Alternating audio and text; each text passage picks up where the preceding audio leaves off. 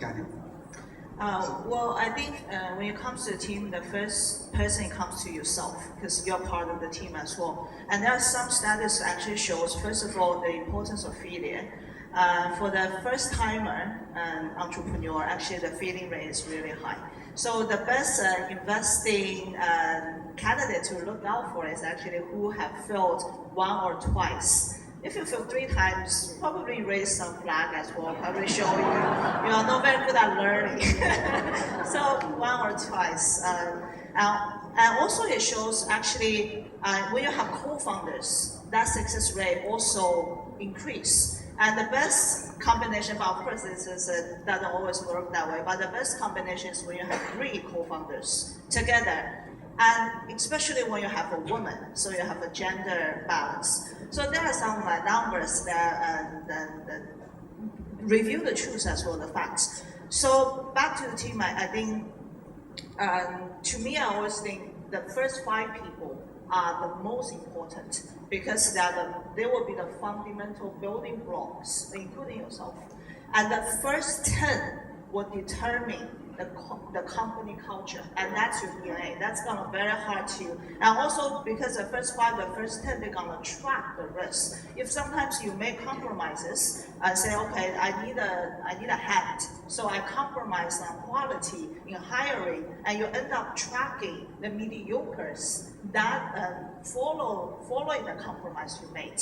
And what you're gonna do for the later stage, you fire, it's gonna be lots of mess. And so that's why one thing we don't make compromise. And also I failed a lot. So because I made those compromises, it didn't really work out well. So I think that's one thing I would never make compromise is compromise on the best talents. Because A player track A player, and also you minimize the cost of your management. Because you don't need to manage A player, they manage themselves. They know what's the best to do, but you're gonna manage a mediocre and you're gonna end up. And team is the best. And if I look at my failures, of course I've made all the possible mistakes that one could possibly make. But one most crucial one being, I'm not working with the best team, including myself. I was not the best team player. That's why we failed. And we have a saying in VC and VC field in China. They say, well, if you have the best team or the best co-founders, even you're working on the 3rd tier thing, you will definitely make it into a tier 2. But if you are a tier 3 players, you make on the tier 1 idea, you are still a tier 3 company.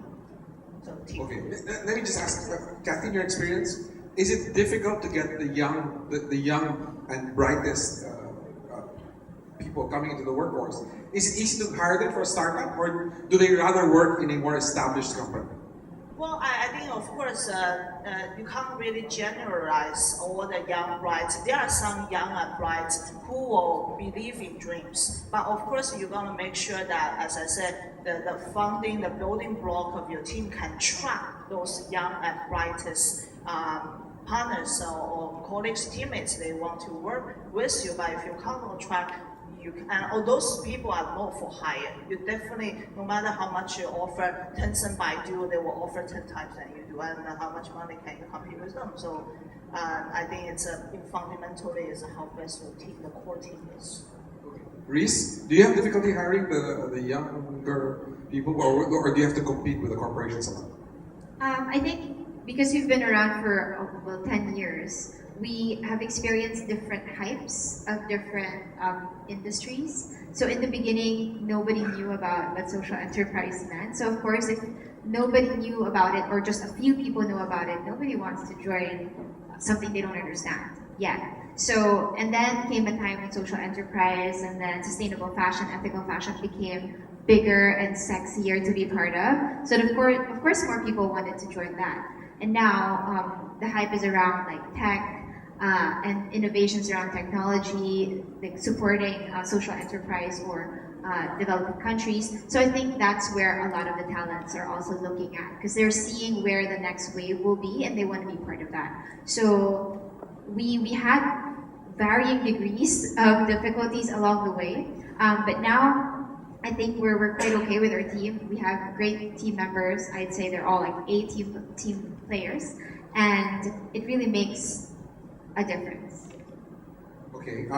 Then before I go to Korawit, I'll go to Diane because all of the people that Reese normally gets now go to you because they're all tech people, right? But then go ahead.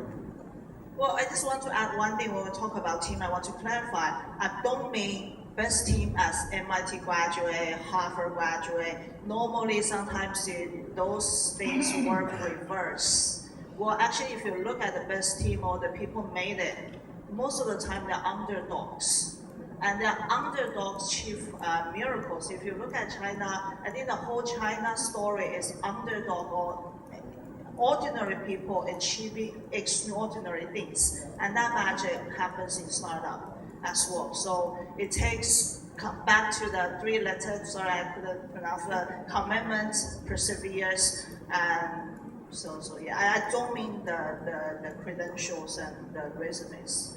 Korawit. Most talented people want to be in a startup and social enterprise.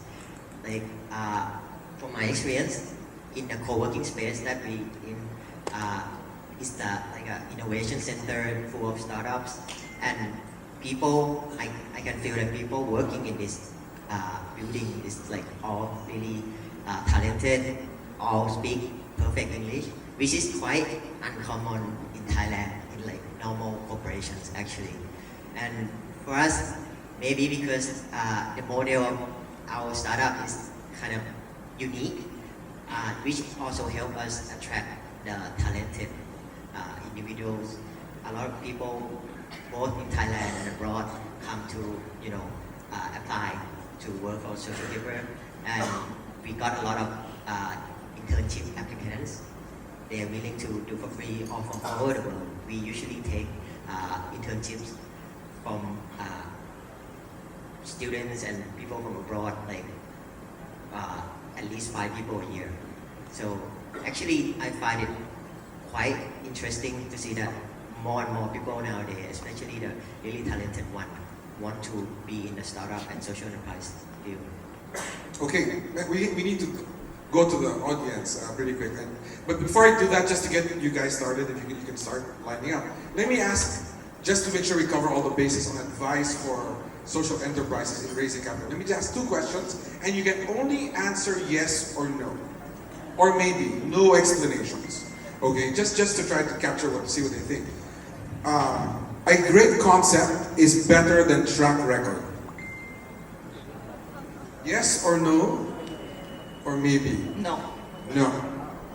Reese? No. No. I say maybe. Okay. Maybe. Maybe? No. No. Maybe. Maybe. Okay, so it's either no or maybe. So yes is definitely out.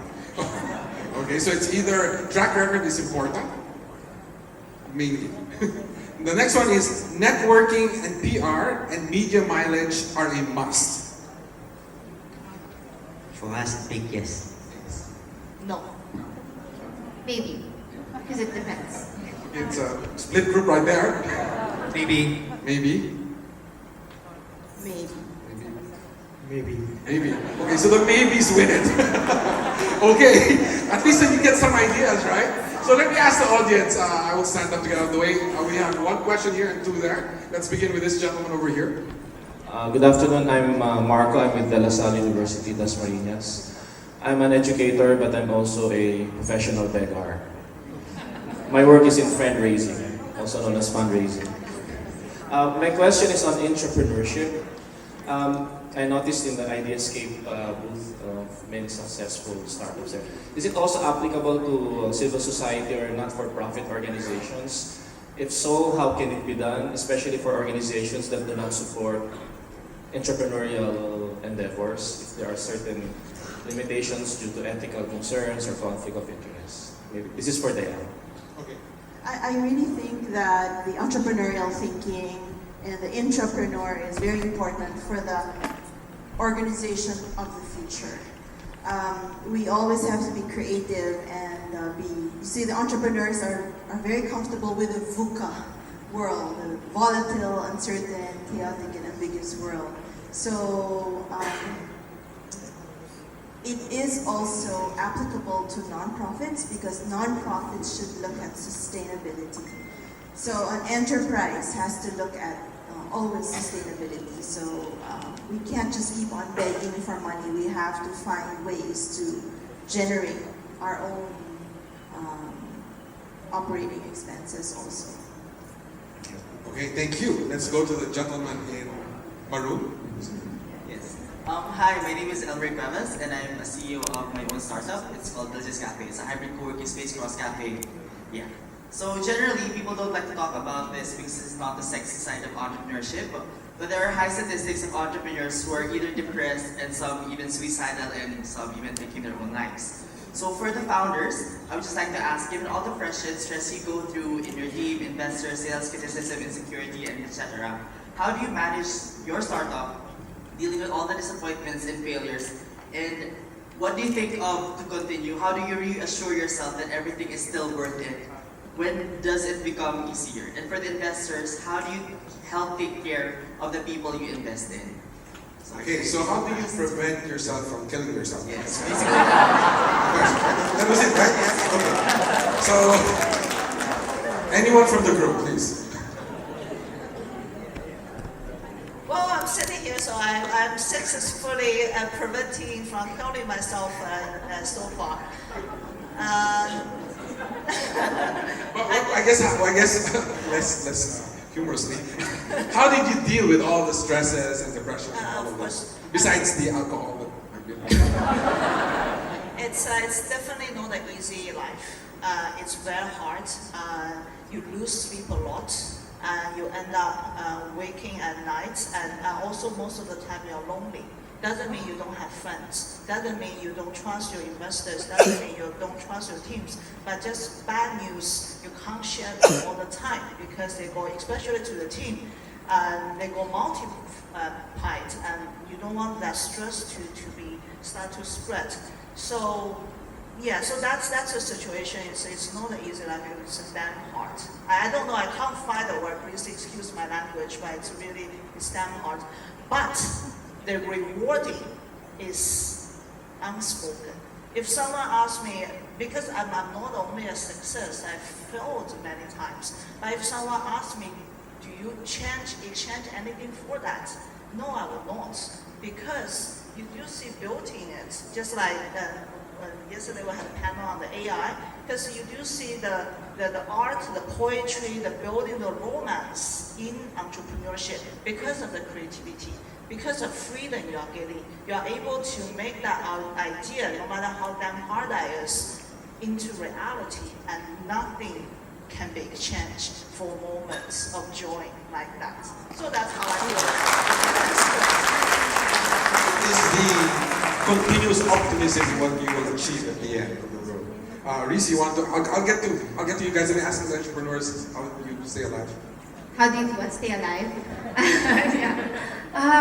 Yeah, it's very difficult. So this entrepreneurial life definitely sometimes looks glamorous from the outside. Actually, it always looks glamorous from the outside. We're all on stage, we're talking to you, we're sharing our experiences, and we're featured in news articles. But you look at the backstory, and it's really different. So it's comprised of a lot of crying, hopefully not blood, but just crying and like sleepless nights. So there are several ways that I dealt with this throughout the years. One is to surround yourself with trusted people, not necessarily team members. Because, for example, you can be transparent to your team members about what you're going through in the organization, but you also can't be whiny and like, oh, this is hopeless. Even if you feel that way, you can't say that. You can't be transparent without doing that.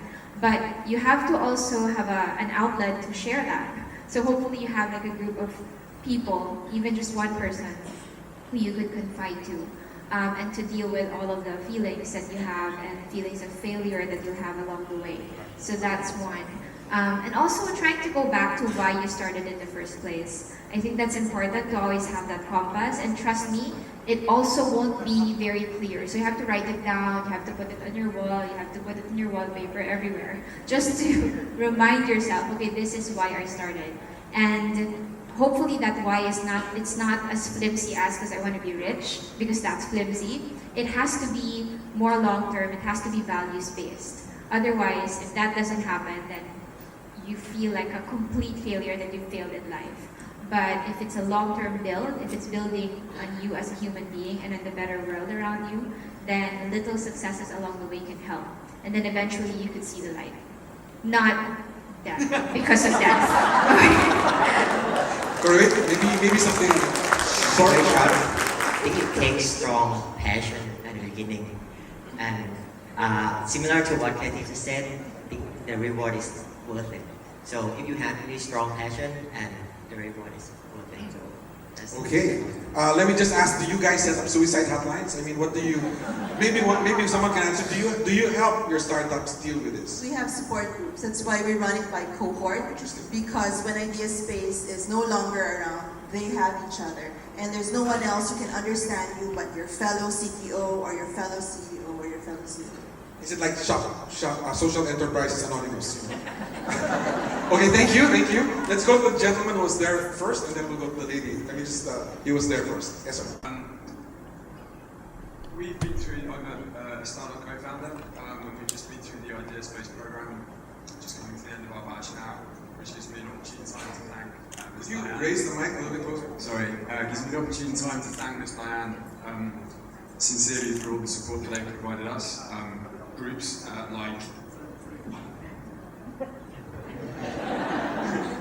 Groups like IdeaSpace and AIM and others are invaluable to the startup community in Manila, and we need more of them, and we need more people getting interested in it. But my question is specifically, as a startup co-founder looking for investment, it's our responsibility and it's part of our integrity to know what we're asking for and why. So we have to have costed our business, and we have to understand what we're asking for and be able to talk to an investor and to prove that we know how much our business is going to run, and we know when roughly we're going to arrive at profitability. But do you think the investor community in the Philippines and perhaps in other countries as well, further to Dr. Harris's point from earlier, are now kind of mentally geared towards looking for unicorns? So a lot of new startups have to be the next Uber or the next Facebook, which incidentally are actually loss-making, some of which are loss-making companies up until this point. Do we think that the investor networks are open to smaller businesses looking for small amounts of investment for smaller growth potential? Okay, can we keep the answer short? Are there social enterprise unicorns? I think here in the Philippines, we have a lot of work to do.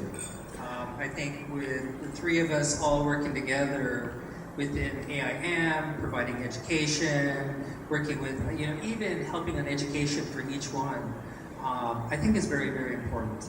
And I think that we need to work with the investor community, and we have to get them up to speed to understand the investment, especially on social enterprise. It's very different.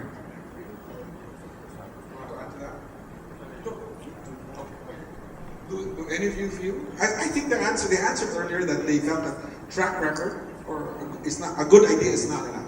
That there must be track records, and most unicorns are born mainly a good idea.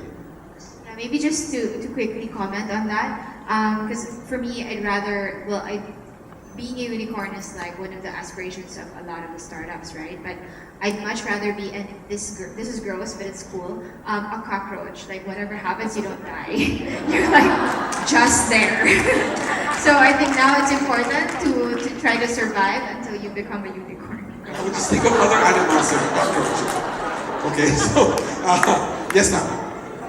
Yes, thank you. I'd like to focus on this word of failures that comes up all the time. I'm a sociologist, and we study the micro groups that you actually fund, that you work with.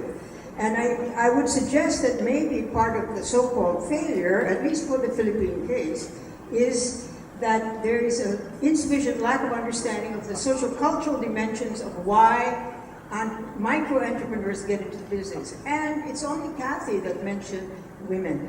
It's a very much a gender issue. As we know, 80% maybe of the people you deal with on the ground are women and you want to empower them and give them more resources.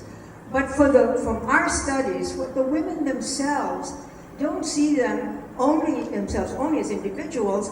They have to deal with the household, with a husband or partner and children. And that role is combined, as I think you know, with their entrepreneurial activity. In fact, they see it as a household enterprise.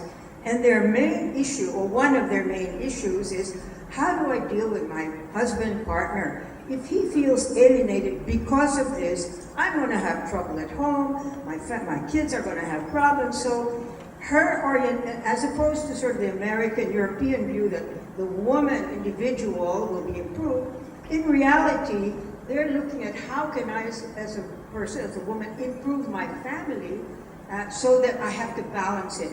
And so her maneuvering is very much, how do I get the husband into the business in some way that I still control, because I want to manage the household. I don't expect him to share, really. I expect to manage my household, but bring him into the business so we can handle the marketing maybe, in order that I can handle also the household together.